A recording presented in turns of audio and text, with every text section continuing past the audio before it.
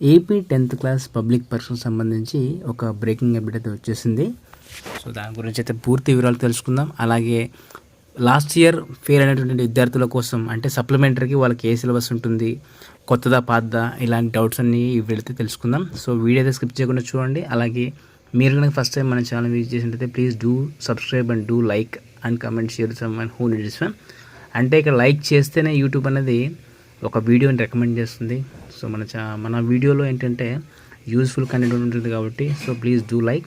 Late చేయకుండా టాపిక్లోకి వెళ్తే కనుక మార్చి 15 నుంచి అయితే మనకు 10th క్లాస్ ఎగ్జామ్స్ జరగబోతున్నట్టుగా అయితే సమాచారం.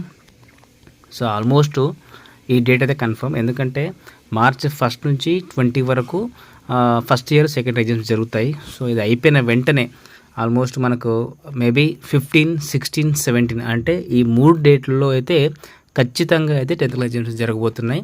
సో అలాగే ఇంకొక చిన్న విషయం ఏంటంటే ఫెయిల్ అయిన వాళ్ళకు ఏంటి, ఇప్పుడు ప్రజెంట్ రాస్తున్న వాళ్ళకి ఏంటి సిలబస్ అంటే ఇప్పుడు 2024-25 అకాడమిక్ ఇయర్కి గాను మనకు సిబిఎస్ఈ సిలబస్ అయితే ఉంది, అంటే కొత్త సిలబస్ అయితే ఉంది.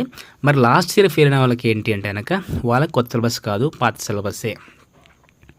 అలాగే మీకు పాత సిలబస్ వాళ్ళకి చాప్టర్ వైజ్ ఇంపార్టెంట్ క్వశ్చన్స్ అన్నీ కావాలంటే కనుక మన ఛానల్లో ఇంపార్టెంట్ క్వశ్చన్స్ అన్నీ పీడిఎఫ్ ఫైల్తో సహా ఉన్నాయి. సో ఒకసారి మీ వీడియోలో చెక్ చేయండి, అక్కడైతే మీకు కనిపిస్తుంది. అలాగే కమ్యూనిటీ ట్యాబ్లో కూడా పోస్ట్ చేస్తే అక్కడ కూడా చూడొచ్చు. అండ్ లింక్స్ ఉన్నాయి మొత్తం, అంటే లైక్ ప్లేలిస్ట్ కూడా పెట్టాను మొత్తం, అక్కడ కూడా చూసుకోవచ్చు.